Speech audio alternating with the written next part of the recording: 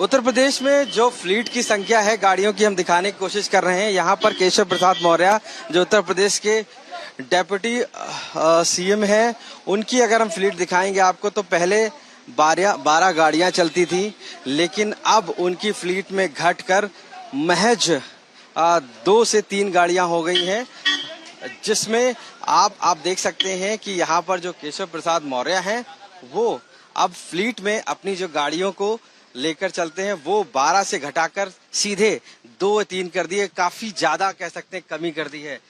Keshav ji, fleet में पहले कितनी चलती थी और अब तो बहुत कम कर दी? फ्लीट को आधा करने का एक माननीय प्रधानमंत्री जी की अपील के पश्चात यह निर्णय लिया गया था और हम लोग कोशिश कर रहे हैं कि आधे से भी कम संख्या वाहनों की हमारे साथ रहे और इसमें हम लोग जिस दिन से अपील हुई है उस दिन से लगातार प्रयास कर रहे हैं और उसमें सफल भी हो रहे हैं। आप तो डेप्यूटी सीएम हैं, आपके पास जेड प्लस भी रहता है, आप कैसे कम फ्लीट से चल पाएंगे? कैसे चल पाएंगे? ऐसा नहीं, माननीय प्रधानमंत्री जी ने जब देश हित में अपील किया है तो देश हित में जब कोई अपील होती है तो प्रधानमंत्री जी की बात हर देशवासी मानता है। अब केशव प्रसाद तो माननीय प्रधानमंत्री जी कह दें कि पैदल चलना है तो हम लोग पैदल भी चल देंगे।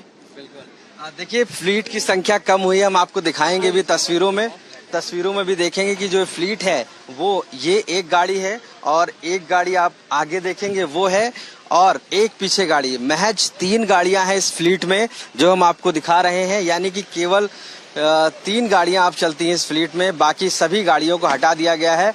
जेड प्लस की जो सुरक्षा है वो केशव प्रसाद मौर्य जो कि डेप्यूटी सीएम है उत्तर प्रदेश के, तो महज जो 3 गाड़ियां हैं वो इस फ्लीट में रह गई हैं। तो हमारे इस रियलिटी चेक में देख सकते हैं कि जो प्रधानमंत्री की अपील है उस पर सिर्फ और सिर्फ 3 गाड़ियां अब हो गई हैं, जो पहले की इसमें 12 गाड़ियां थी, यानी कि फ्लीट अब घटकर आधे से भी कम हो गई है और इसको मंत्री कहीं ना कहीं पालन भी कर रहे हैं।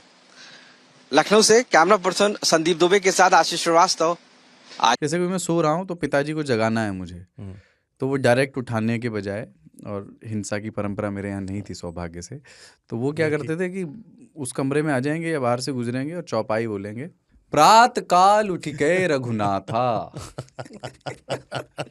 मात पिता गुरु नावई माता। कभी कभी मैं गुस्से में उठ करके अरे पापा चरण स्पर्श किया और सो गया। मैंने कहा अब मत उठाना।